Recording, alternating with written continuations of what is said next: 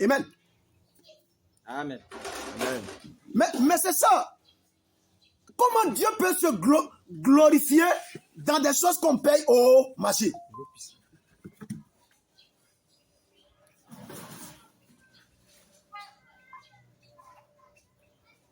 Je vais faire passer une en vidéo.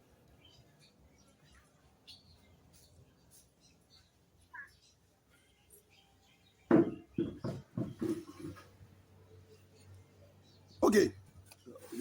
Il est parti. Et écoutez.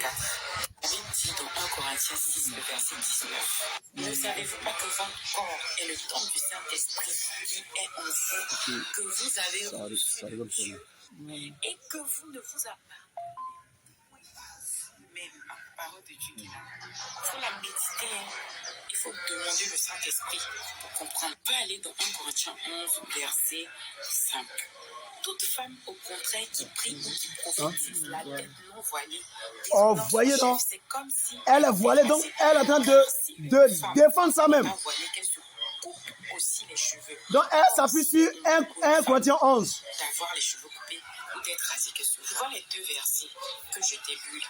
Il faut prier et méditer. Demande au Saint-Esprit de t'expliquer. De ce que moi je peux te donner comme explication que le Saint-Esprit m'a donné, c'est que notre corps est le temple de Dieu.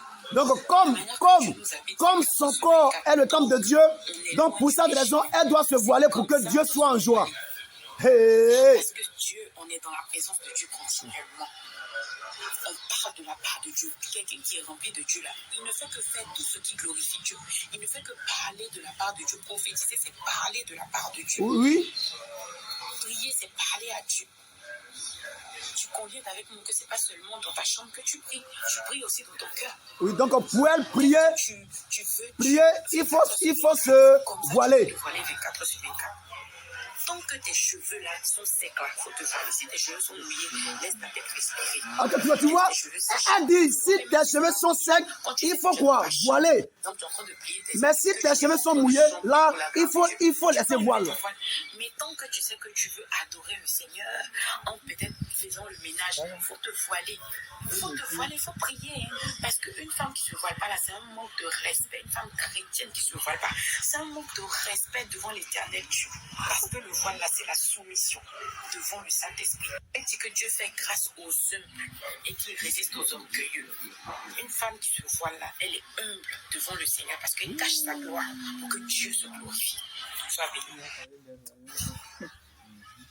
Écoutez bien. Alléluia. Amen. Et c'est grave. Et c'est gravissime. Très, très grave. Amen, amen. Amen. Elle dit, une femme qui ne se voile pas là, le Saint-Esprit ne peut pas être quoi? Content. Alors, je vous pose une question, vous qui suivez le live et puis en direct là-haut. Est-ce qu'on voit le Saint-Esprit? Yes.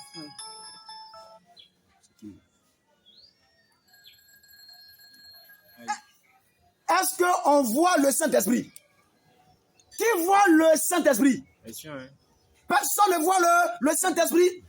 Maintenant, comment on peut comparer quelque chose qu'on ne voit pas là à une chose qu'on voit?